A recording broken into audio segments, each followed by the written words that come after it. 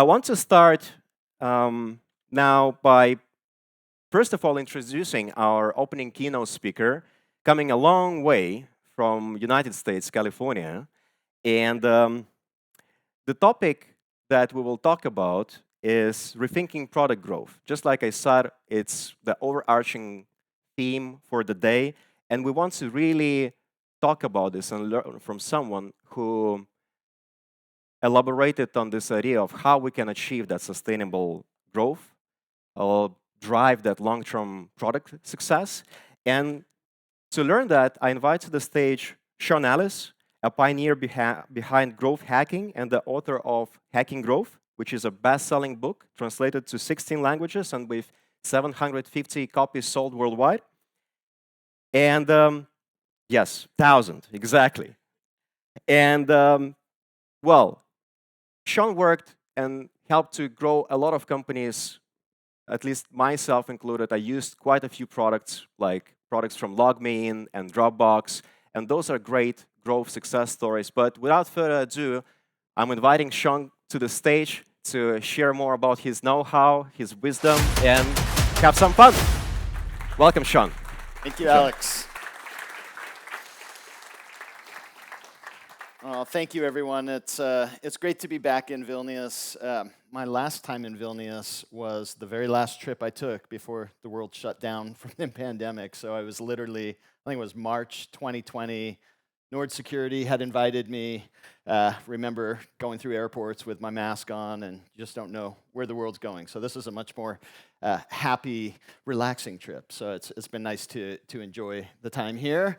So I'm going to be talking about growth, of course, and not just any growth, but growth that's driven primarily through focusing on value with your product. So we'll go to my opening slide there. So so focusing on value in your product. And so when you focus on value, you build this organic growth engine that becomes really unstoppable. And so when we think about, we just kind of step back and look at in the last 5 years, 10 years, 20 years, we have some of the fastest growing companies in history, and they have had this playbook that is really around experimentation and driving that experimentation to unlock a lot of value in the business and growth. And so I'm going to be focusing on that, but I'm also going to look at how that playbook is changing as AI comes onto the scene. So AI is changing everything. It's allowing particularly startups to do a lot more with a lot less resources. And obviously in the startup world, we're always starved for resources. So if we can do more with less resources, in particular, if we can outperform teams that are 10 times our size, it can make a huge difference in being successful. So I'm gonna focus on how we can leverage AI to do a lot of these things that I've been talking about for years, but it's really the fundamentals of growth, but you can do them faster and better. It's not going to be some futuristic. It's going to be something that's really based on what you can do today. So it'll be grounded in reality.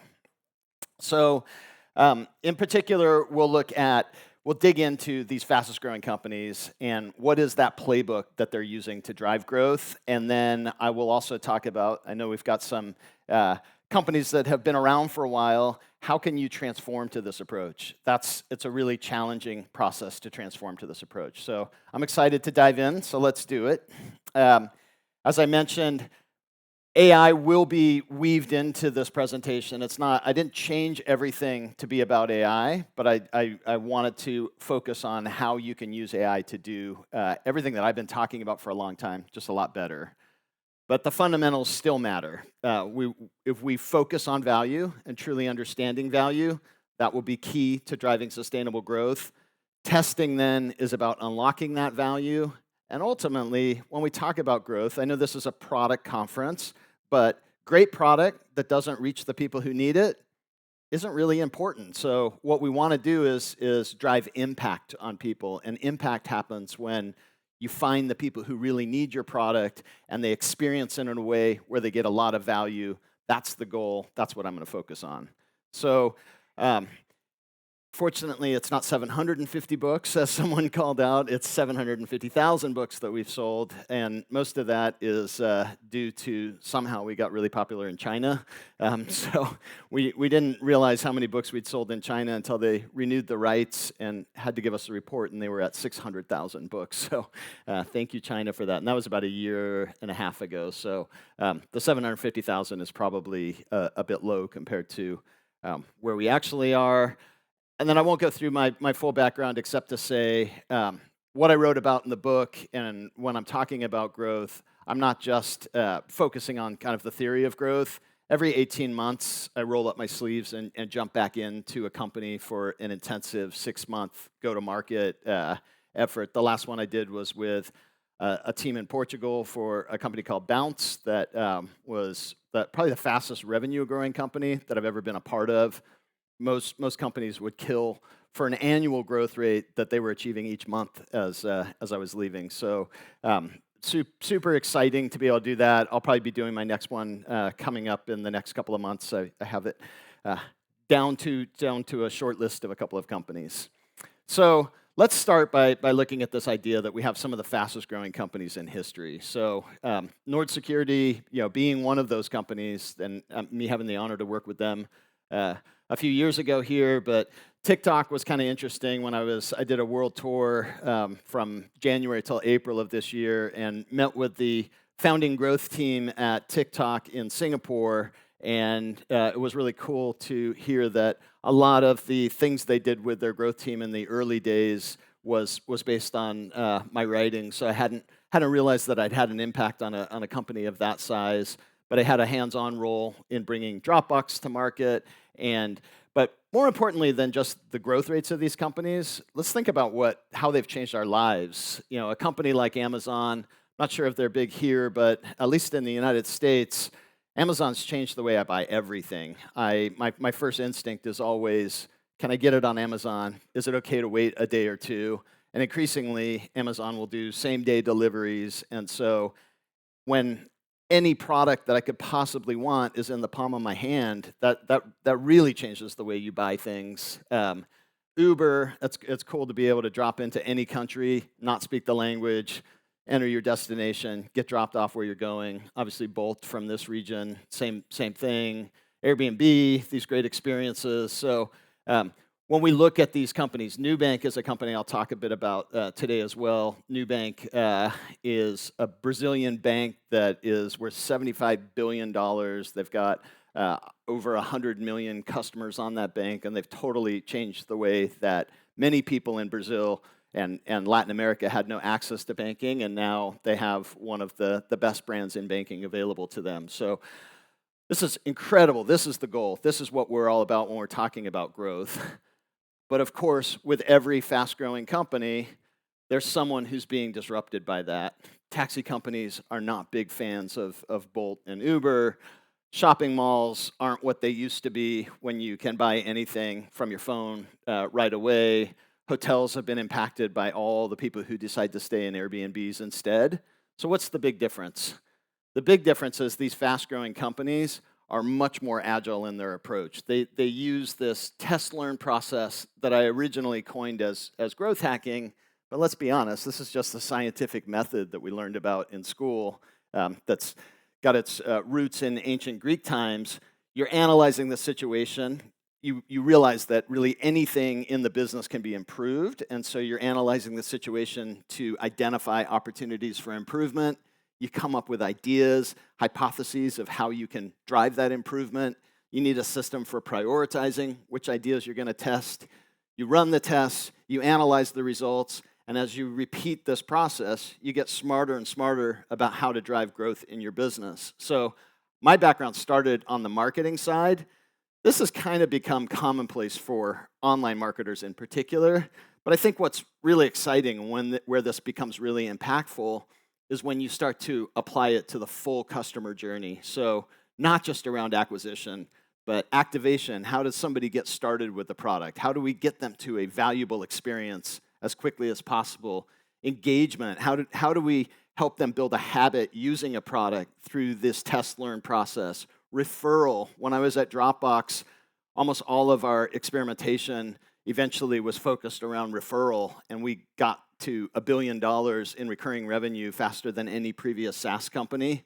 And so being able to use this test learn process on referral was super powerful. And even on the revenue loop, you have a lot of companies that have innovated around how they generate revenue from their product, and they've won in their categories by just being a bit more innovative in their business models. So all of these work together to drive the North Star metric that we'll talk about in a little bit. I think what's really important, though, is this quote from the Amazon founder and former CEO, Jeff Bezos. Our success at Amazon is a function of how many experiments we do per year, per month, per day. So Jeff Bezos goes back and forth with Elon Musk as the richest person in the world. And he made all that money from Amazon, and he's saying that his success at Amazon is a function of how many experiments we do per year, per month, per day. So experimentation and that rate of experimentation is how you learn to effectively unlock growth and drive massive customer impact. So that's what we're going to talk about now. What does the playbook look like for being able to effectively execute that experimentation? So again, the goal is impact. We want to identify the people who can really benefit from the solutions we've built and be really good at driving impact on those people. And the best way to do that is to start with value delivery. Understand how people get value from our product and maximize that value that we're delivering, both for the individuals, but across our entire customer base. The more value we deliver, the more sustainable growth we're going to be able to drive. And so the best way to really understand how much value you're delivering is something we call a North Star metric. So does anyone use a North Star metric in their company at this point? Okay, so we've got a few people. I would say this is one of the most powerful concepts in growth and was really popularized by Facebook. They claim not to have invented this concept, but the idea is most companies were focused on revenue as the metric that we want to affect, and that's great. Revenue obviously keeps the lights on, pays salaries, allows us to invest more into customer acquisition.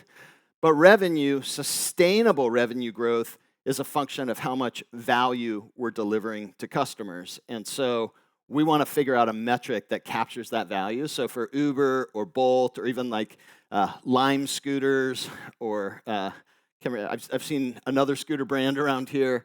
The point of those, the value that people get is just that convenience of getting from point A to point B. And so every time someone takes a ride, they get value. And so Uber measures how many rides are they delivering each week. And the more rides, the more value. And ultimately, those are going to generate revenue. But they could make it more complicated, and they could say total dollar volume from rides or some other metric. But weekly rides is a really easy to understand metric across the full company and is super actionable for people to try to increase that. And whether someone's taking an Uber or a Bolt to the pub around the corner or a much longer trip maybe to the airport, the unit of value is the same. They're getting a ride, they're getting where they need to go. So maximizing rides is important for them. For Slack or Facebook, any kind of communication platform, it's usually something around usage frequency. So daily active users is the metric that they're trying to increase. So this will be the first time that I mention AI in this presentation, but when we had the workshop yesterday, it was kind of fun as we had some of the teams trying to figure out their North Star metric.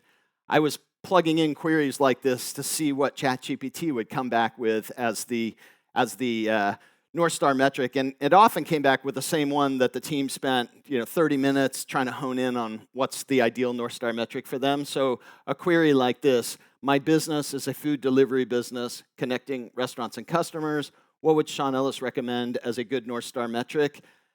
Then weren't all perfect. So probably the biggest mistake that I saw ChatGPT making was that it often was giving a ratio. So maybe like an NPS as a North Star metric or a percentage of people who purchase. The problem with that kind of a metric is that you can't continue to grow that over time. There's a maximum on a ratio or even a net promoter score if you're familiar with that concept. So you don't want something that there's a maximum. You want something that over time can continue to go up and to the right. So the result for that query was actually pretty good. So number of orders successfully delivered, and it kind of gives you a little education on how you should be thinking about that. Start with value, and it gave a couple alternatives. So number of orders successfully delivered, or total meals delivered per customer per month. The per customer per month, again, that's probably too much of a local metric, so I would say total meals delivered per month is a pretty good one there. So hopefully that'll give you some ideas as you go through, and you can recognize if ChatGPT is making a not so great recommendation. So one of the benefits with this North Star metric, again, is that sustainable growth is around value delivery, but another great benefit is that now you have the ability to focus the entire team on a metric that is really tied to the success of the business. And so most companies, and this is actually, I'll get into the details here, but after we published the book, most companies who failed on implementing the approaches recommended in the book failed because of cross-functional challenges. Marketing teams and product teams weren't used to working together, or sales teams or customer success. And when you can get everyone working together, that's a really powerful force for growth. And so if you have one key metric, and then maybe marketing has another metric that's important to them, product has another metric or set of metrics that are important, but they should all go up to customer value, and the North Star metric will reflect that customer value. Interestingly, the founder of HubSpot once sat next to Elon Musk at an event, and he said, "You've had all the success across all these businesses that you've brought to market. What's your one piece of advice around growth?" And Elon Musk said, "Most businesses have a whole bunch of wasted energy because teams are pulling in different directions, and real great success is when you can align the vectors and get everyone pulling in the same direction." So this North Star metric is a great way to align those vectors. And it comes down to this simple concept that value is ultimately what drives sustainable growth. So in every unicorn that I've been a part of, I helped to take 5 unicorns to market, and in every one of them, ultimately, referral was the biggest channel. Just natural word of mouth, happy customers recommending the product. But value also means that people keep using the product over time. And so retention is critical to sustainable growth and referral. So when you can really understand and maximize value, that's key for driving success. But it takes us to a really important question. Does value even exist? Does significant must-have value even exist? And if it doesn't, everything I talked about doesn't really matter, because everything I talked about was about maximizing and understanding that value. So how do we know if value exists?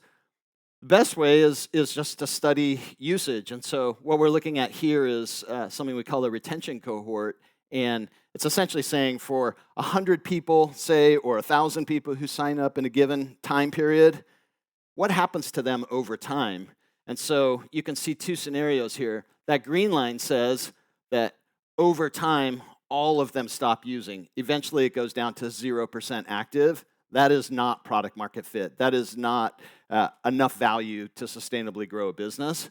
But the blue line is essentially saying that around 50%, a lot of people try a product, and you're not going to be able to retain everyone, but around 50%, people start to find that use case that says, this is a must-have product. This is a product I want to keep using, and you can see those people are long-term retained. And so that's what's needed to build a sustainable business. And probably the most important piece is that if you don't have that, sustainable growth is impossible. So you need to have that product market fit.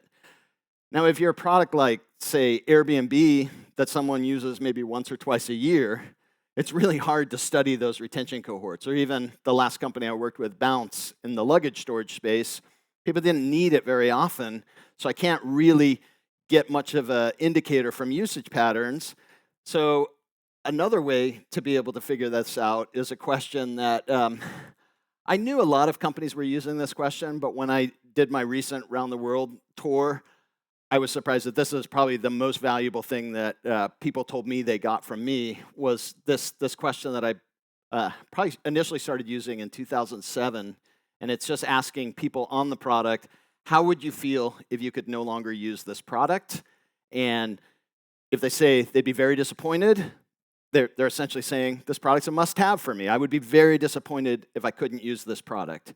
If they say they'd be somewhat disappointed, they're saying it's a nice-to-have, and people don't have time for nice-to-have products. Most people who consider a product a nice-to-have will stop using that product. So the benefit when I came up with this question was I was living in Silicon Valley, and you have this massive density of new startups that are always innovating. And so I could share this question with a lot of friends in other companies. And I started to see a pattern that around 40%, when around 40% of customers said they'd be very disappointed without the product, those businesses tended to do pretty well over time. And if they dropped significantly below the 40%, those businesses tended to suffer and eventually go out of business. So there's kind of this magic number around there. It's probably not exactly 40%, but I mentioned Nubank, interestingly. Nubank in Brazil, the $75 billion bank, their entire growth model is built around this question, and they essentially keep introducing new products, and every product they launch, they do not scale that product until they actually say they need to hit 50% before they scale the product. And so their growth to 100 million plus customers has been almost entirely organic by really dialing in product market fit. So this question should be part of other questions as well. So pmfsurvey.com will give you an indication of the 7 or 8 other questions you should include with this.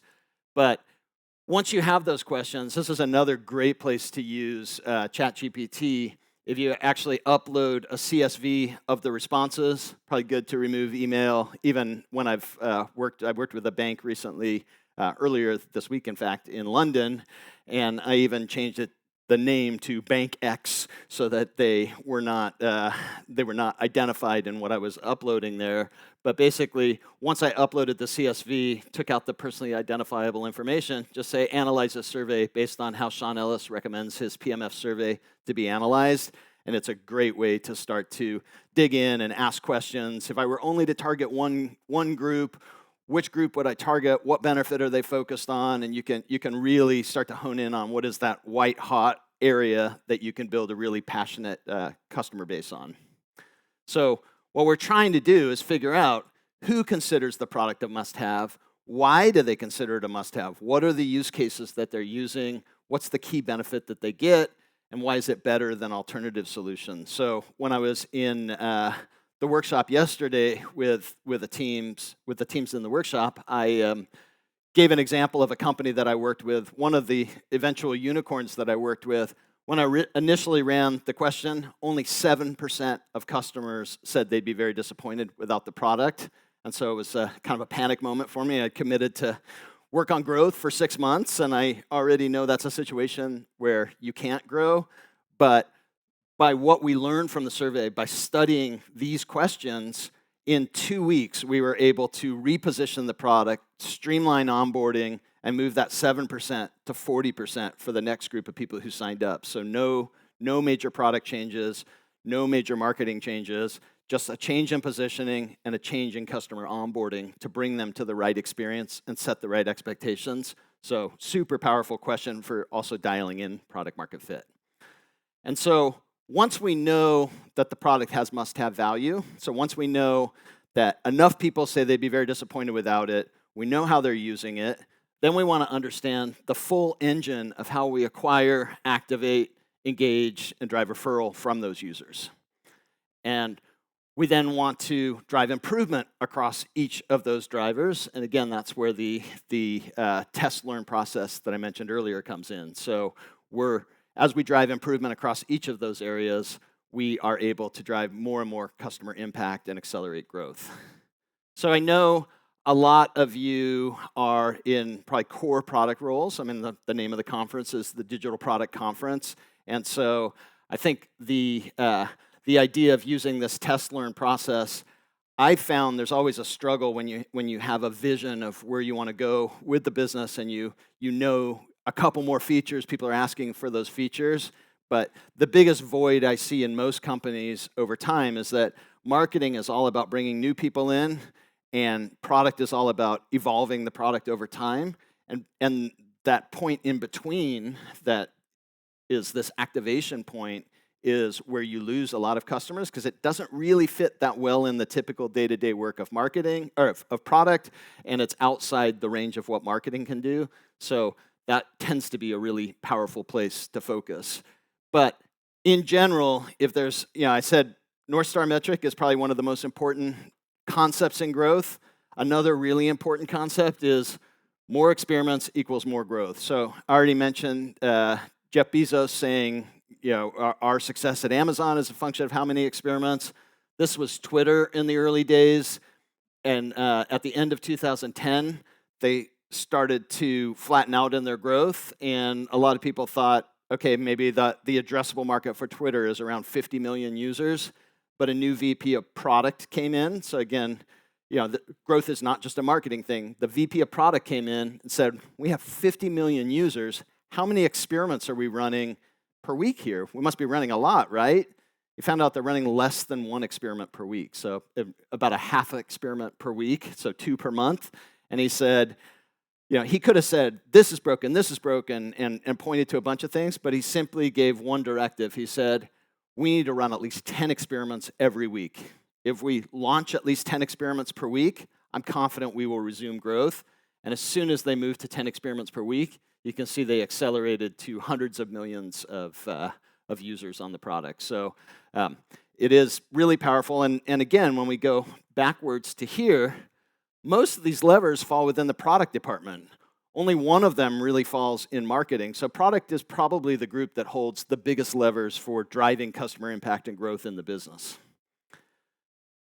So, but a lot of companies have really benefited from adding a team that sort of sits across product and marketing, which is this growth team, which is working with marketing, working with product to ensure that there's a high velocity of experimentation and often bringing some development and design resources to the table to focus on the best opportunities.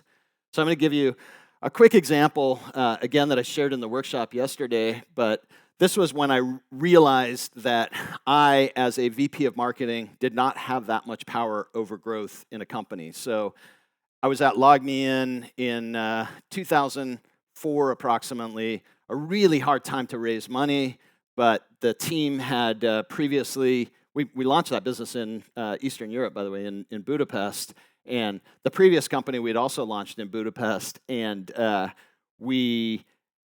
the previous company had gone on to become a top 10 website in the world, a game site called uproar.com. So we had credibility with investors. So even though it was a hard time to raise, and it wasn't easy for us to raise, we were able to raise $10 million. And I had my CEO pushing me to spend at least $100,000 a month because our story was we needed to raise that venture capital to invest in marketing.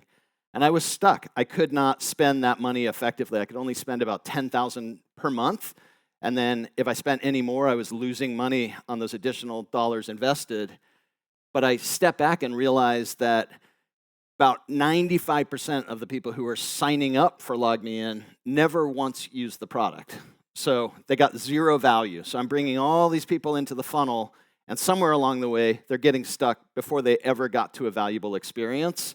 And so fortunately, I shared that information with the CEO, and he said, product and marketing, you need to work together on this until we get it fixed. And by saying it's the primary focus, the number one priority, he could have said, and we have 10 other number one priorities, and we wouldn't have put any effort into it. But instead, he said to the product team, no investment in the product development roadmap. Everything's on frozen. And for the marketing team, do not try to develop any new channels. No more testing.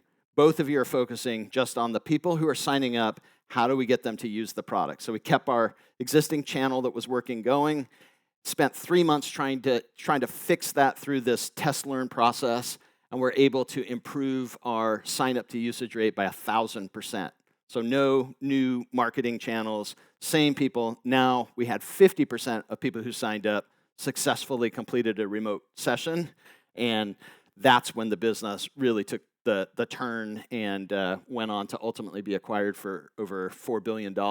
And acquisition was very dependent on our ability to convert, deliver a great experience to customers, and then ultimately we were able to monetize and build a successful business. So it shows the importance of product and marketing working together. So activation is a really good place to start, and again, that often sits in between product and marketing. So another important concept here, if more tests equals more growth, then you need to generate a lot of ideas for those tests, and you want to be able to get ideas from across the full company. So the more that you can contextualize, this is our challenge, like the one I just shared.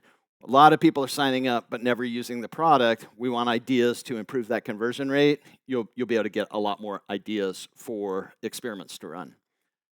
Fortunately, you don't have to just tap into the team for that. AI can actually be pretty helpful here as well. So this is an example of a query that I actually did plug in. So generate 10 experiments, 10 experiment ideas to improve a consumer activation rate for a food delivery service.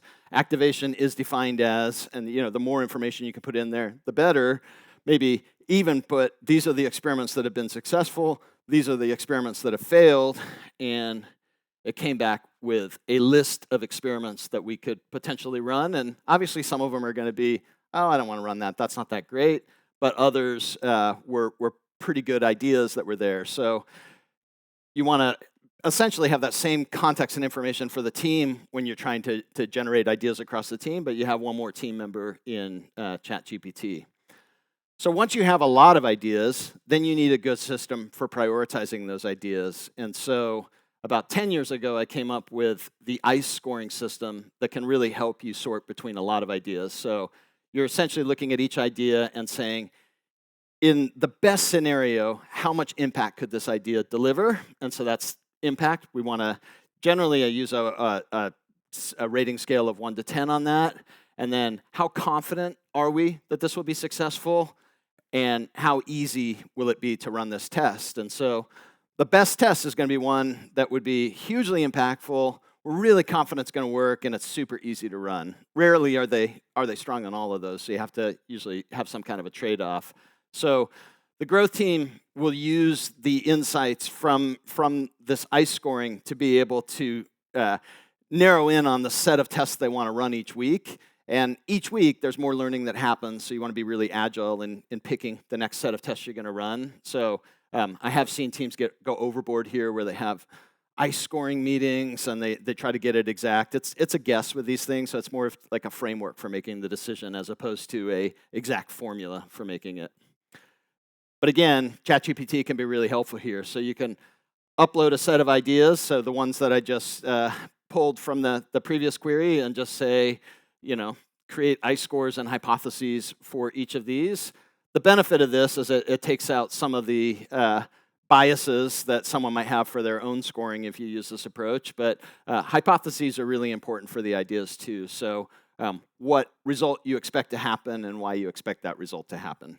So hopefully the ChatGPT prompts will give you some ideas of how to get started, but more importantly, it's what you're trying to accomplish in running this approach to drive more impact with your customers. So I mentioned that the real challenge then becomes generally on the cross-functional side, but none of this matters if we don't have product market fit. So that's the foundation for sustainable growth.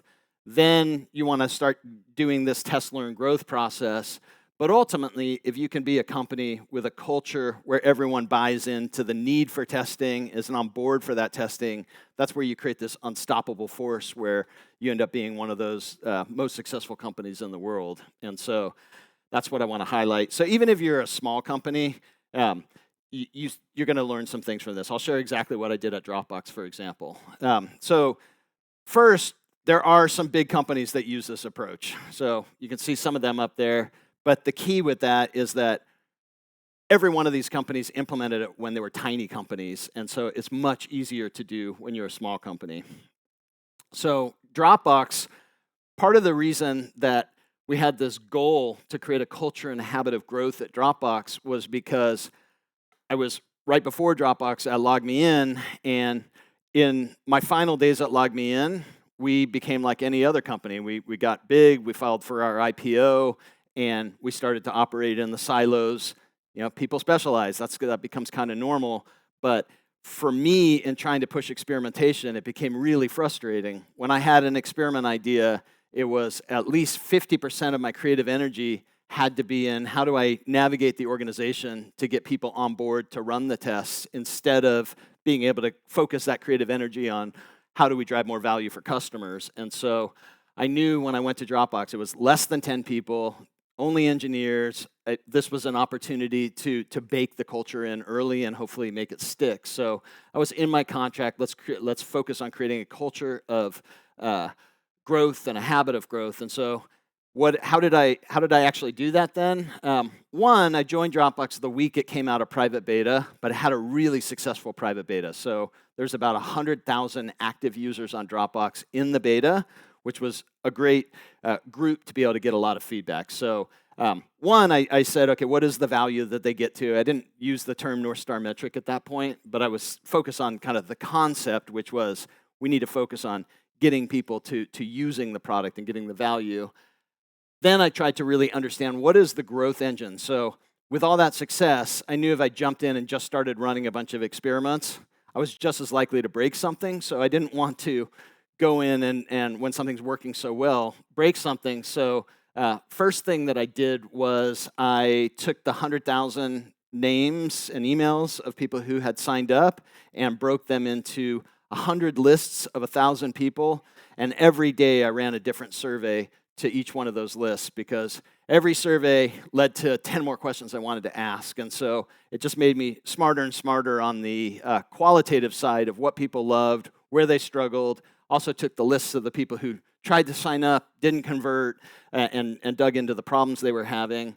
There was not really good off-the-shelf tracking like Mixpanel and Amplitude at that time, so I had to work with the engineers to spec a tracking system, so it took some time for that to get in place, but we were able to really instrument and understand where we were losing people. The surveys helped us understand why we were losing people, and also why we were keeping people, which was just as important. And with that information, I was able to figure out the first 10 tests I wanted to run, and they were really deliberate based on what's working and what's not working.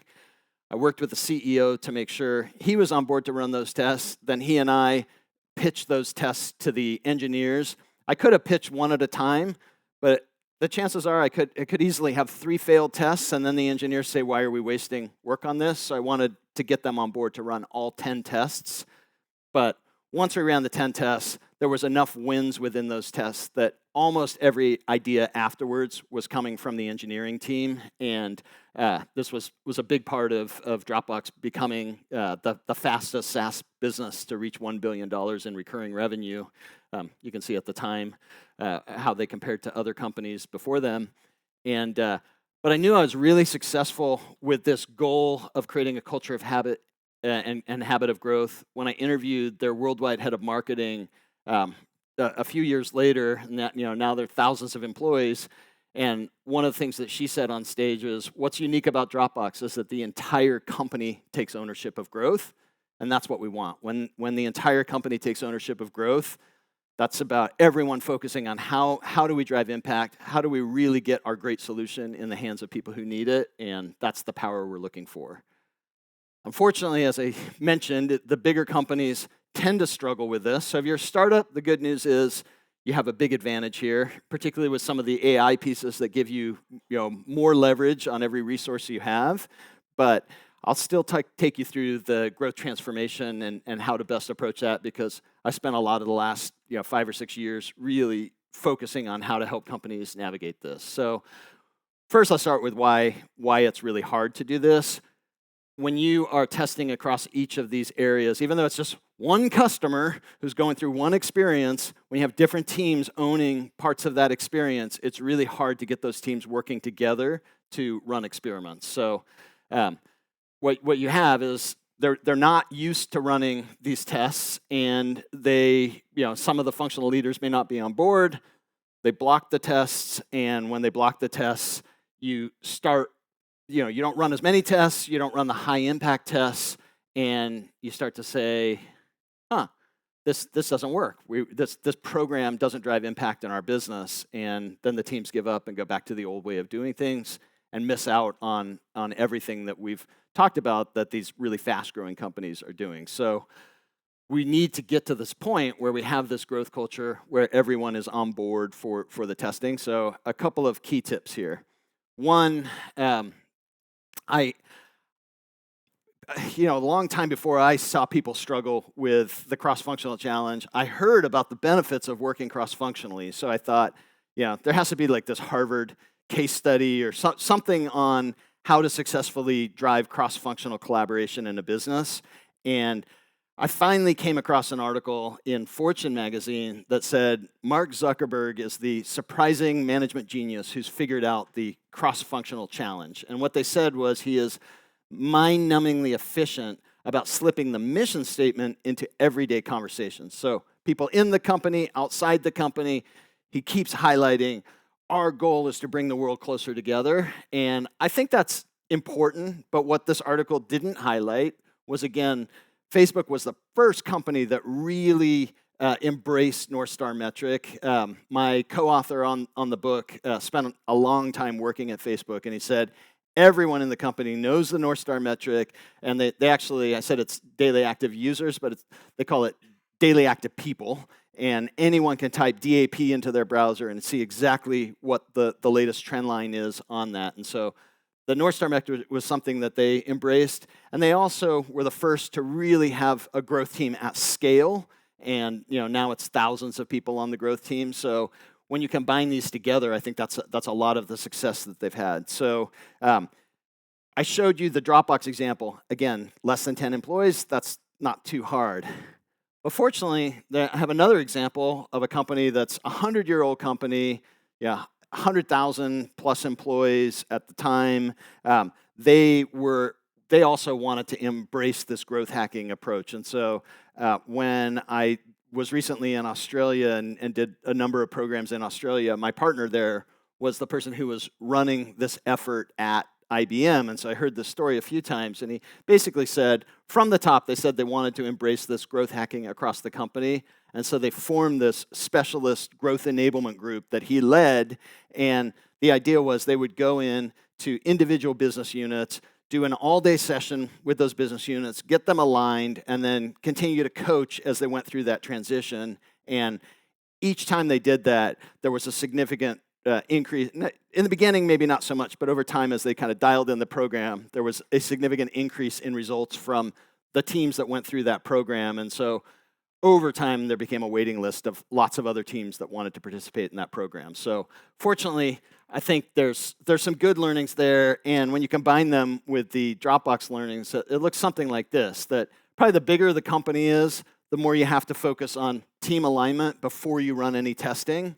And then, but in either case, you need to be able to drive impact really quickly to continue to have buy-in and support for the program.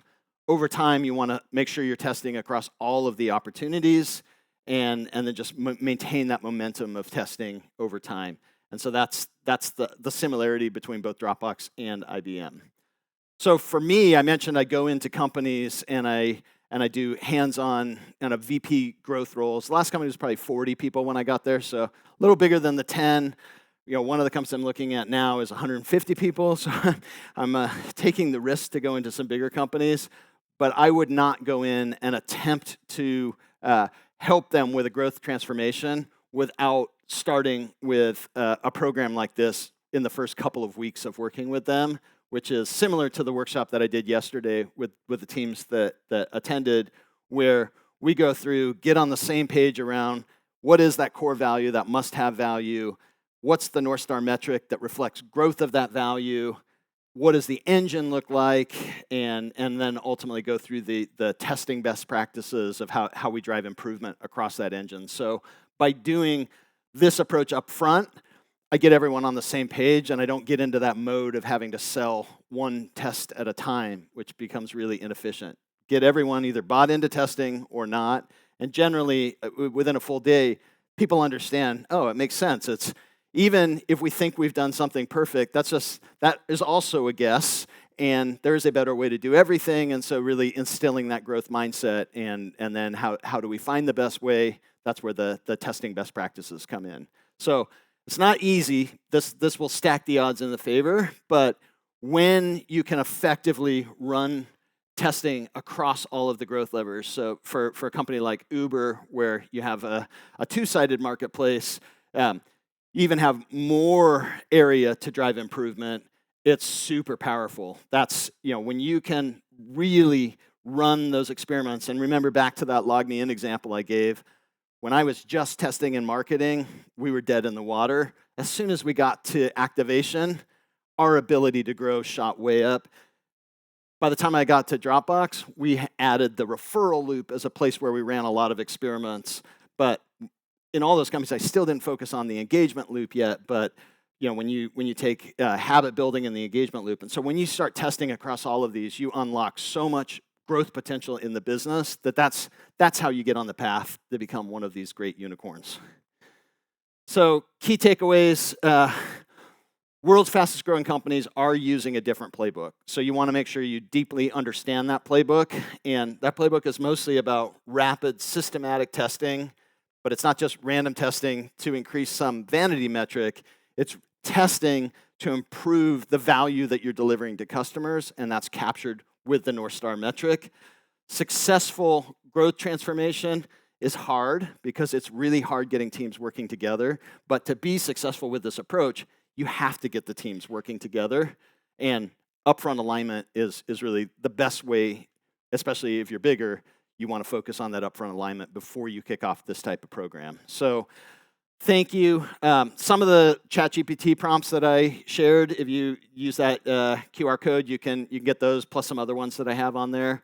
Again, it's a way to be able to execute a little more efficiently as you're going through, particularly in a startup environment. The bigger the company, probably the less permission you have to use something like ChatGPT. But again, that's one more advantage for the startups because they have a little less restrictions in terms of being able to tap into that. So we have, I believe, about 15 minutes for questions.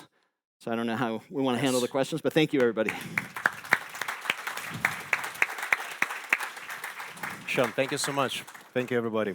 Indeed. Well, we have perhaps quite a few questions. Do we have any, guys? Please, the process is very straightforward. Raise your hand, and our volunteers will offer you a mic. And we have already one. Yeah, Fantastic. Please introduce yourself. And hi, I'm Lucas. I'm coming from public sector, but my question is about hardware products. So first of all, thank you very much for the presentation. Very, very interesting. I'm just curious if you can apply same tactics for hardware products, and if you ever had experience working with hardware companies to accelerate growth. I don't have direct experience working with hardware companies, but I have with Bounce. We had physical locations, so that's kind of a similar. We had 10,000 physical locations around the world where we were trying to drive improvement in those physical locations. So it's kind of hardware in a sense. It's physical. But yeah, this approach carries over to everything. It's, a lot of people ask me like, oh, well, the approach you shared is really ideal for business to consumer, but it doesn't work as well in B2B. Hardware might be even harder than B2B, but I can tell you, I applied this approach to coaching a youth soccer team. I applied this approach to my health, like bringing my blood pressure that was too high down. Like it's all about cause and effect, and experimentation helps you understand what is the causal relationship between the things you're doing. And if you understand the causal relationship between the things you're doing, you do more things that matter and less things that don't matter. And so experimenting in hardware is going to be tougher, but you can still run experiments in hardware. I mean, for sure, if there's any kind of web presence of getting people started with it, it's digital until they make that order. But even within the hardware itself, there may be some opportunities to experiment with, especially if there's maybe digital interface within the hardware. I mean, you can give me more context if we don't have any other questions. We can spend it all on on that question. But Excellent. I think that the key is you just have to be creative about, and the harder it is, I'll give you one other quick example. I used to hear from banks all the time, this approach doesn't apply in banks. We're a highly regulated industry. We can't do this in banks. And then the most successful bank in the world latched onto a couple of things that I talked about and said, we can't do a lot of this very efficiently, but that question, we could really hone in on that question and dial in product market fit, and now they're the hottest fintech company in the world, like way more valuable, more customers than Revolut, for example, which is also a very successful company that's also using this approach. So when you see these breakout banks, they're the ones who figured it out before anyone else. So I think when the harder it is, the first one to kind of figure it out in that industry will have a huge advantage. Right. Thank you for your question. We have a few hands. Yeah, please. Hello. Hi. Thank you for wonderful presentation. So I'm Justus from the field of testing, software testing, so probably not a typical guest there. But my question is, yes, from another side, from when you are working in a team of platform team and your product is basically developer experience, like a culture of engineers and so on, and maybe the culture in general. And typically you do not have good telemetry, good metrics of the culture. And how about growing the culture and testing the culture, experimenting with the culture? What's like your advice on that, and what would be like good number of experiments over, I don't know, month, over a year towards culture? I think the starting point is exactly what you're getting at, is essentially saying you can apply this approach to any goal you're trying to achieve. And again, you're working backwards from that goal to figure out what are all the things that affect that goal, and how do I drive improvement across those things. So in this case, the goal maybe being culture that allows testing, so it might be a little kind of meta on there, but define the metric first. And I think whatever that metric is, and so if you're, a lot of times, like if an HR team's thinking about culture, maybe it's employee turnover. They don't want a high amount of employee turnover, or they want a high referral rate for bringing in existing employees, helping to hire new employees. But once you take it down to a metric, then it's all about how do I affect that metric, and the same, basically the exact same process that I went through. Like what is kind of the engine that affects that metric? That the more you can deeply understand, and then break it into some more granular data side of things, that's where you start to highlight the opportunities that. So in this case, maybe the culture is more testing, but in your case, maybe give me a little bit more context in what it is you're trying to achieve when you say culture. I would say, on top of what you said, for me it would be interesting, like from those top growing teams you saw from the inside, what would be your metrics on the culture side of those teams, of those high growing teams? So Yeah, that's interesting. I would be two things: testing velocity, so the amount of tests you're running, but also the areas you're testing. So if we find that we're running lots of tests, but they're only marketing tests, then what's going on? Why are we not able to run tests in the other areas? Yeah, and so, but defining what does success look like? Success looks like we're able to run a test anywhere in that customer experience, and we're running lots of tests. If you're running lots of tests, then you have buy-in to the importance of tests. And then if you're able to run them anywhere, you have buy-in to the growth mindset that there's a better way to do everything. And so those would be the two pieces that would tell me we have a good culture in place that allows testing everywhere, and we're doing lots of testing.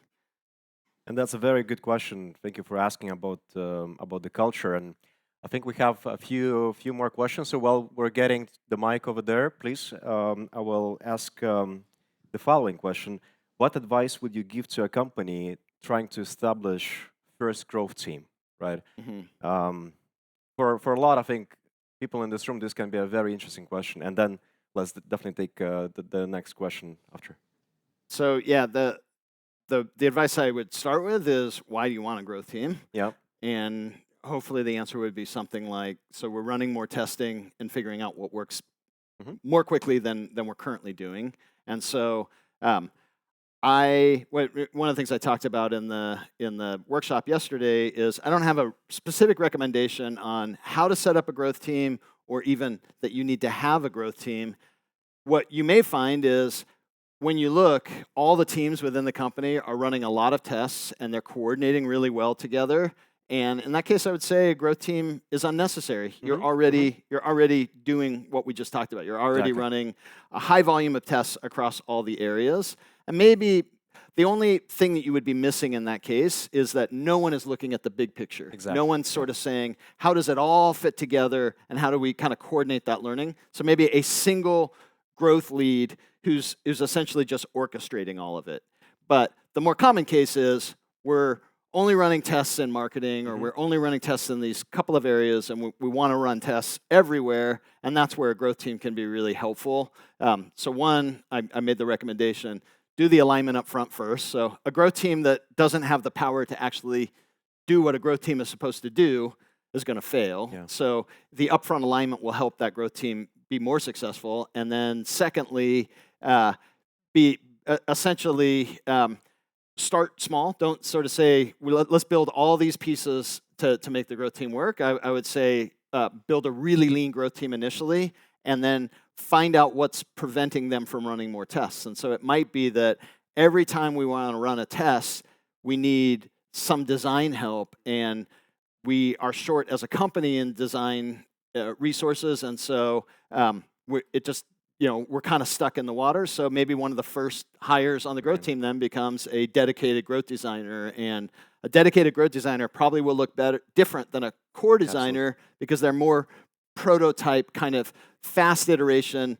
They like the learning process. They're okay throwing away something that doesn't work, where kind of that perfectionist designer that maybe takes a little longer. It's really frustrating when they design it perfect and then they find out it doesn't work and they have to throw it away. So I've seen some designers get really frustrated in trying to be in the growth place. So you make that same argument. If we can't analyze the results fast enough, we have a big backlog at the analysis, then a dedicated growth analyst or data scientist. So it's just like wherever the bottlenecks, keep adding. Yeah, just to keep that velocity going. Yeah, please. Yes, hi, good morning. My name is Mantas. Thank you very much for the presentation. I was the first one probably in your funnels in terms of LogMeIn and Dropbox. Cool. So I remember the times. Maybe you had my personal email and sent me, so that's why I ended up being there. I think I really appreciate that you are sharing not some slides, but you are sharing the framework on how you think and where you are as a person by the time. So I think it's a lot of value, and I think we are immersing in it. But my question is not about the products, not about what you do, but we have here a lot of talent, right? So Lithuania is country numero uno in terms of talent and motivation and dedication and that. Do you provide tete-a-tete coaching? Do you coach groups? Are you able to spend some time working with a person in need? Yeah, so a couple of ways. In fact, we initially connected through Go Practice, a program that is primarily online, but we're actually going to do our first live cohort beginning of next year, the first one we've done in a while. To me, it's really like, what skills are you trying to learn? In the case of Go Practice, you're learning how to use data to make better decisions. My partner on it's a former data scientist from Facebook, and so it's a simulation of growing a business. So kind of the only way to get good at this is through practice, but until you're good at it, no one wants to give you the ability to practice. So being able to practice in a simulated environment is great, so you're working with real data. But I am also on intro.co. I recently went on there where people can book time with me directly, and it's not cheap, but it's Maybe a growth mentor platform is also something to consider, considering probably. But if they can match the intro.co, I'm already short on time. But what about the discount code for Lithuanians? So thank you. Thank you. Thanks. All right. One quick note just on Lithuania in general on that. I was thinking about it as I walked here from my hotel this morning. One I think of the biggest advantages that Lithuania has over a lot of countries that I go to is there's a level of humbleness here that you don't see in a lot of places. And being humble is step one to the growth mindset.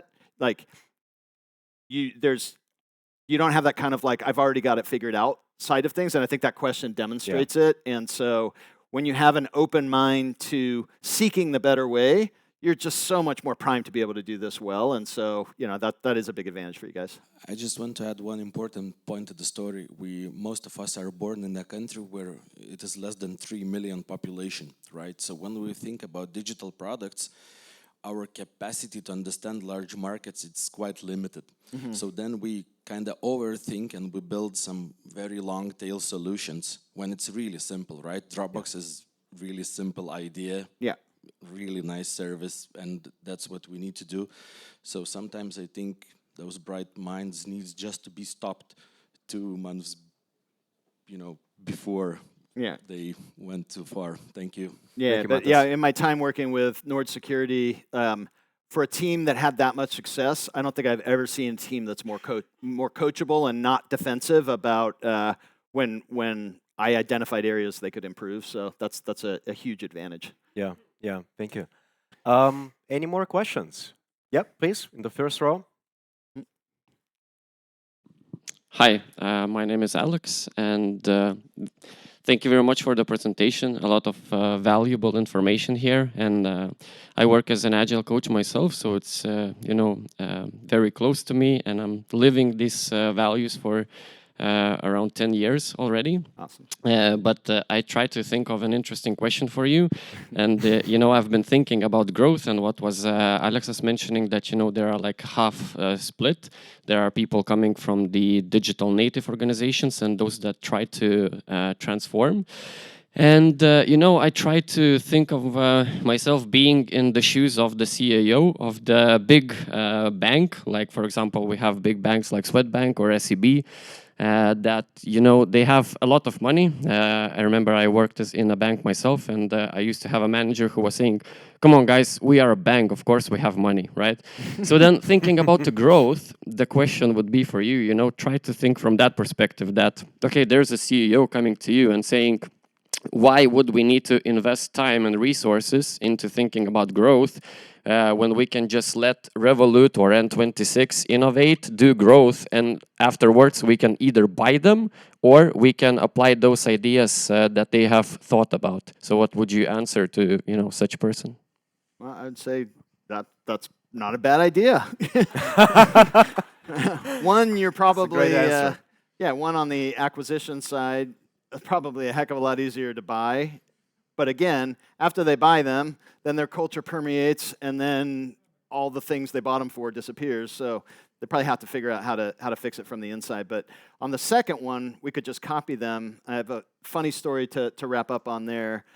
When I was at LogMeIn, we had a big competitor that was kind of the 800-pound gorilla, and we're this little guy just getting started.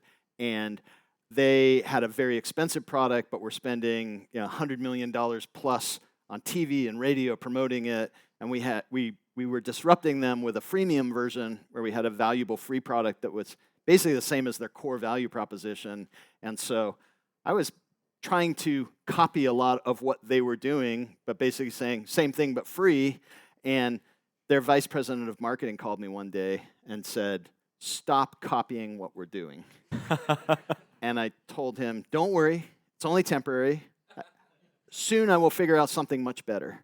So that's a great conversation to have, right, with someone. And several years later, we bought them. So there you go. That's a good ending for the story. Well, Sean, thank you so much. Thank you.